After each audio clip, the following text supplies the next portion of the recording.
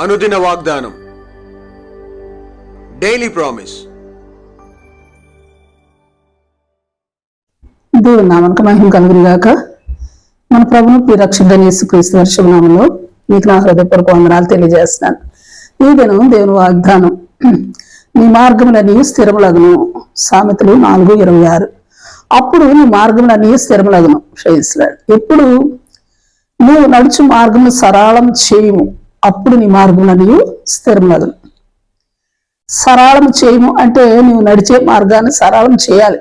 అది ఎట్లా? ఈ అధ్యాయాన్ని అంతటిని పరిశీలిస్తే, మరి మొట్టమొదటిగా తండ్రి అయిన దేవుని ఉపదేశమును, ఆయన ఆజ్ఞలను ఆలకించి గైకొన్నట్లయినా, అలాగే 1-10 వచనాలు ఆ మాటలను హృదయము పట్టుదలతో పట్టుకున్నట్లయినా జ్ఞానాన్ని, బుద్ధి సంపాదించుకుంటావు. అవి నిన్ను కాపాడి నిన్ను రక్షిస్తాయి, హెచ్చిస్తాయి, ఘనతనిస్తాయి.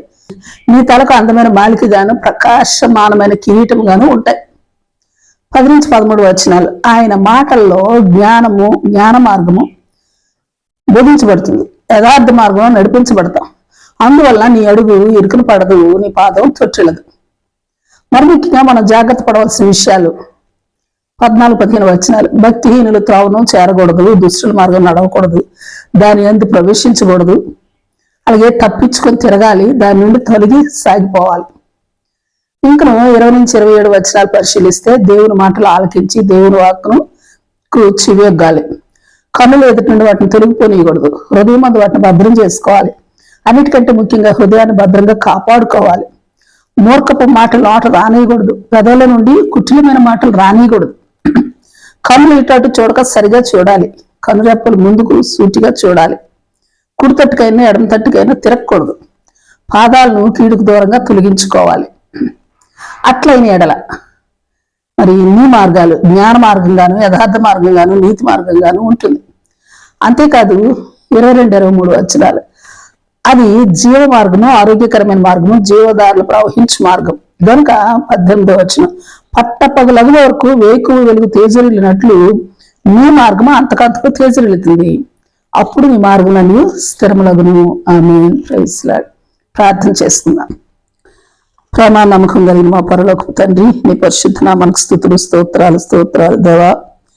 నా మార్గాలు స్థిరములగునట్లు నీ ఉపదేశము, నీ ఆజ్ఞలు, నీ మాటలు, నీ వాక్కులు శ్రద్ధగా ఆలకించి నీ ఆశీర్వాదాలన్నిటినీ పొందుకుంటూ మా నోరు, మా పెదవులు, మా చెవులు, మా పాదములు, మా కనురెప్పలను సహితము, ముఖ్యంగా మా హృదయం భద్రం చేసుకుంటూ కీడుకు దూరంగా ఉండినట్లు మా ఎల్లరికి నీ కృప అనుగ్రహించమని ప్రార్థిస్తూ, అలాగే దేవా, ఆ రీతిగా మేము జీవించినట్లును జ్ఞాన మార్గము, నీతి మార్గము, జీవ మార్గము, ఆరోగ్యకరమైన మార్గము, జీవధారలు ప్రవహించు మార్గము వంటి మార్గములన్నీ మా జీవితాల్లో స్థిరములగునట్లు నీ కృప మెండుగా అనుగ్రహించమని ప్రార్థిస్తూ యేసు నామములో అడిగి వేడుకొంచున్నాం తండ్రి. ఆమేన్. ఆమేన్. Praise Lord. రేపు మరొక వాగ్దానంతో మనం కలుసుకుందాం. ప్రతిరోజు ఉదయం ఈ కార్యక్రమాన్ని వీక్షించగలరు.